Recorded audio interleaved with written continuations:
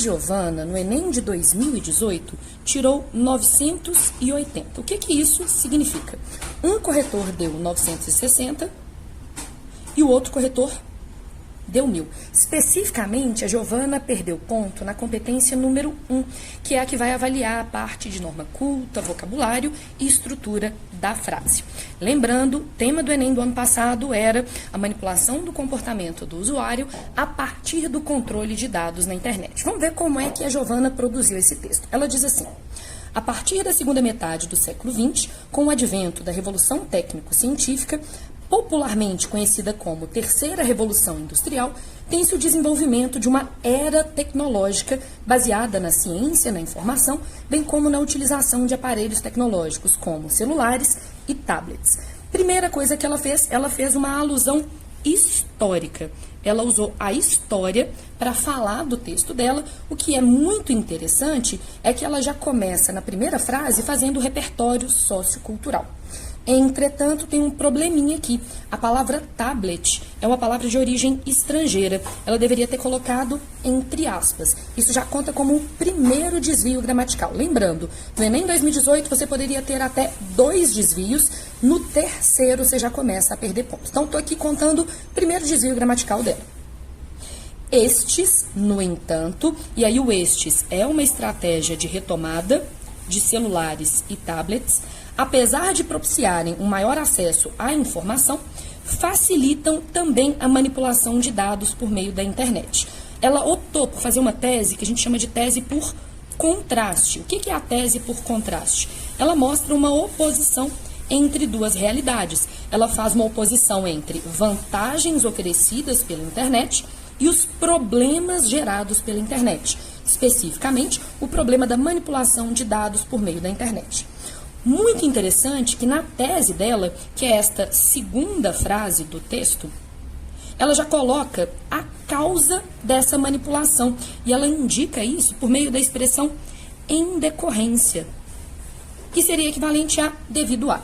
Em decorrência de uma sociedade do cansaço e de uma dominação social por parte das elites intelectuais. Então ela mostra causa 1 e causa 2. Então, ela fez uma tese muito bem planejada. Se ela consegue, ao longo do texto, desenvolver essa causa 1, causa 2, retomar o repertório sociocultural da Terceira Revolução Industrial, ela está plantando aqui um outro repertório sociocultural, que é a sociedade do cansaço, e explicar a dominação social, texto maravilhoso. Então, vamos ver se tudo isso que ela me prometeu na introdução, em que ela fez uma alusão histórica e uma tese por contraste e por apresentação das causas, vamos ver se ela dá conta de entregar isso tudo ao longo do desenvolvimento. Bom, ela já começa o primeiro desenvolvimento com um mecanismo coesivo. Ela indica que a primeira discussão que ela vai fazer, em primeiro plano, é o conceito de sociedade do cansaço. Então, ela está fazendo duas coisas ao mesmo tempo. Ela já apresenta um mecanismo coesivo entre o primeiro e o segundo parágrafo, e ela apresenta a outra área do conhecimento. Ela menciona um filósofo contemporâneo chamado Byung-Chul Han. Só que tem um probleminha aqui. Ela esqueceu do hífen no nome desse filósofo. Lembrando, no Enem isso não é descontado como desvio gramatical, porque em teoria você não é obrigado a saber tantos detalhes sobre a teoria filosófica. Ela começa assim: em primeiro plano, tem-se o conceito de sociedade do cansaço, proposto pelo filósofo coreano Byung-Chul Han. Segundo tal pensador, na hora que ela faz um segundo tal pensador, mecanismo coesivo, retomando e introduzindo a explicação. A sociedade contemporânea é regida pela produtividade e pelo desempenho a todo momento. E com isso, a fim de atingir esses quesitos, que também são características do sistema capitalista, a população dedica cada vez mais tempo ao trabalho e, consequentemente, menos tempo para si. Então, ela primeiro faz a apresentação do filósofo, em seguida, uma breve apresentação da teoria, de modo que o corretor, que às vezes não conhece o filósofo, consiga entender, e ela vai fazer a terceira parte, que para a gente é a mais importante. Vou até destacar aqui dessa maneira. Dessa maneira, portanto, então ela está concluindo o argumento, o tempo para a aquisição de conhecimento e cultura é cada vez menor, facilitando, assim, outro mecanismo coesivo, Ela vai mostrar os desdobramentos dessa sociedade. A manipulação do usuário. Olha, já tinha me falado de manipulação do usuário lá no primeiro parágrafo, fez uma retomada.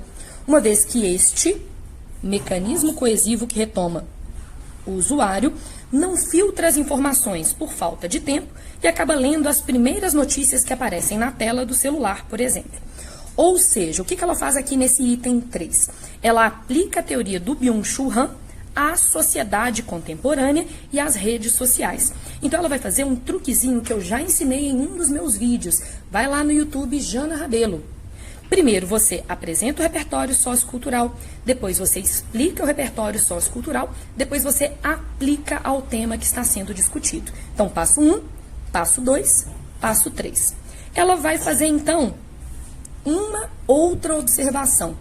Essas notícias, contudo, marcador de contraste, muitas vezes são tendenciosas e controladas por diferentes sistemas, com o intuito de influenciar a opinião do leitor.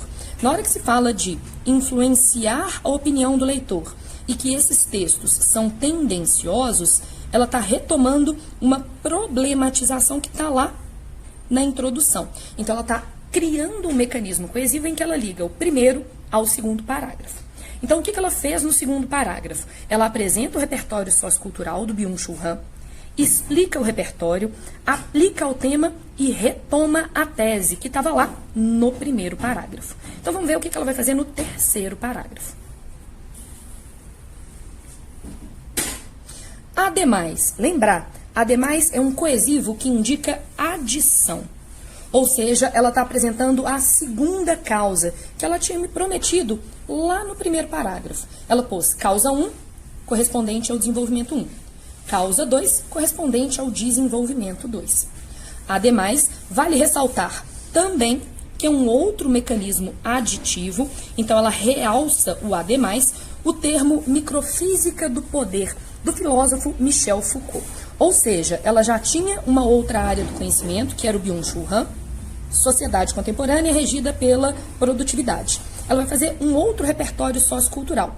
Ela primeiro apresenta o autor, Michel Foucault, o termo que ela vai utilizar, que é o microfísica do poder, e agora ela precisa me explicar, fazer o passo número 2. De acordo com esse filósofo, esse Michel Foucault, existem na sociedade estruturas de poder a fim de dominar intelectualmente as pessoas que possuem uma menor capacidade crítica para as informações. Ótimo. Então, ela vai retomar, no final das contas, essa dominação que tinha sido mencionada lá no finzinho da tese, no primeiro parágrafo. Uma dessas estruturas de poder é a que ocorre pelo controle de dados na internet, ou seja, ela está pegando a teoria do Foucault e aplicando ao nosso tema. Ela está fazendo a terceira parte da outra área do conhecimento, que é utilizada com fins políticos, como exemplo, a eleição do atual presidente norte-americano, lembrar, norte-americano tem hífen, Donald Trump, bem como o processo de impeachment. Impeachment é termo de origem estrangeira, deveria vir entre aspas, da ex-presidente brasileira Dilma Rousseff. Lembrar aqui só porque tem um erro, né? A Dilma Rousseff, não Dilma Rousseff. Então vou pôr aqui mais um Fzinho no lugar do L que ela tinha colocado. E ela vai me explicar o que o Donald Trump e a Dilma Rousseff têm a ver com o controle de dados e com o Michel Foucault. Esses dois exemplos contaram com a utilização de manipulação de informações no Facebook. Facebook é uma empresa, então tem que ter inicial maiúscula, em sua maioria, para moldar a forma de pensar da população. Ou seja, o que ela colocou lá na introdução, que era causa 1, sociedade do cansaço, e causa 2, dominação social por parte das elites, corresponde exatamente aos desenvolvimentos. Desenvolvimento 1, sociedade do cansaço. Desenvolvimento 2, dominação das elites. Agora ela precisa fazer a proposta de intervenção. Lembrando, a proposta de intervenção deve vir primordialmente no último parágrafo. Dessa maneira, então ela está concluindo, portanto, ela tem mecanismos coesivos entre todos os parágrafos, a fim de, a expressão fim de indica finalidade, objetivo. Minimizar a manipulação do usuário pela internet É dever do Ministério da Ciência e Tecnologia, agente da proposta. Criar mecanismos de autorregulação. Criar mecanismos de autorregulação é a ação de dados e informações que, por meio de algoritmos, isso é a indicação de meio dela, identifiquem as notícias consideradas falsas na internet. Detalhamento da proposta, a fim de propiciar uma leitura democrática por parte do leitor. Ela faz o efeito do efeito, uma finalidade a mais, que também pode ser considerada detalhamento. Além disso, que ela resolveu fazer uma segunda proposta, então ela indica pelo aditivo, é dever do Ministério das Propagandas, agente. Gente, só que não existe o Ministério das Propagandas, tá? Mas isso não vai ser descontado da redação dela, porque o Enem é uma prova de ensino médio. Eu avalio o que um aluno típico do ensino médio sabe, mas vocês deveriam saber que não existe o Ministério das Propagandas. Punir a ação por meio de multas, meio. As propagandas que utilizam informações pessoais e dados de um usuário na internet para influenciá-lo. Isso seria contado como detalhamento. Então, o que deu 200 para ela na competência número 5? A primeira proposta, que tem os 5 elementos: finalidade, agente, ação, meio e detalhamento. Então, a Giovana provavelmente perdeu ponto apenas na competência 1 devido a esses 3 desvios gramaticais que eu indiquei durante a correção. Parabéns, Giovana, e que em 2019 venham 1000.